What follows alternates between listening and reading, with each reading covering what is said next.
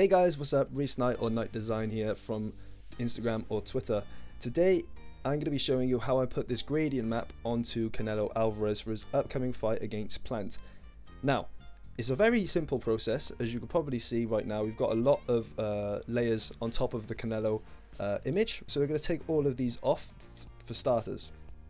Now, the first thing that I did for the gradient map is I picked two colors from the image itself, so it made sense. So I picked some of this blue up here and then some of this gold by here. So if we open up the gradient map, what you can see is we have the black on one side and white. That's all you need to do, is pretty much just set a gradient map and set it to black and white.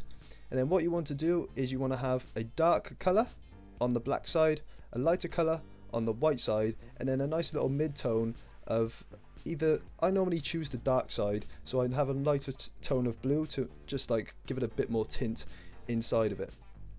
So if I put this on right now, you can see, bang, we have it.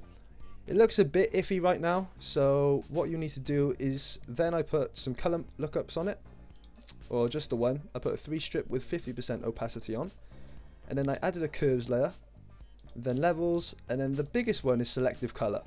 Now, a lot of people think that once you put a gradient map on, the selective color doesn't really matter because the color's not there anymore.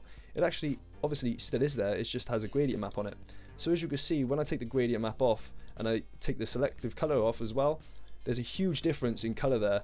But and it looks weird without the gradient map. But once you put the gradient map on, it looks a lot better than what it did without it.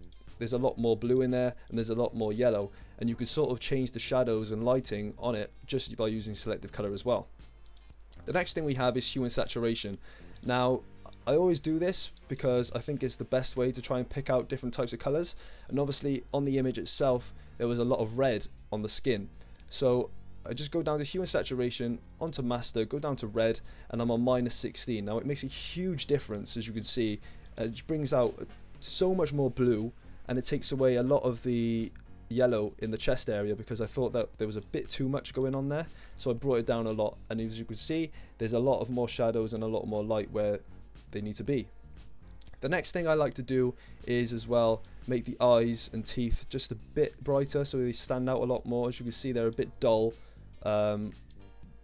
with what they look at like this, and then the adjustments of just some more lighting techniques with the whites and blacks. And there you have it. That's how I put the gradient map, or that's the way I put the gradient map onto Canelo Alvarez, for any of you that wanted to know, because I had a few questions about it over on my Instagram.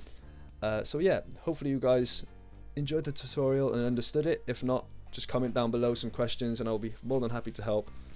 Thank you guys, have a good day, see you next one.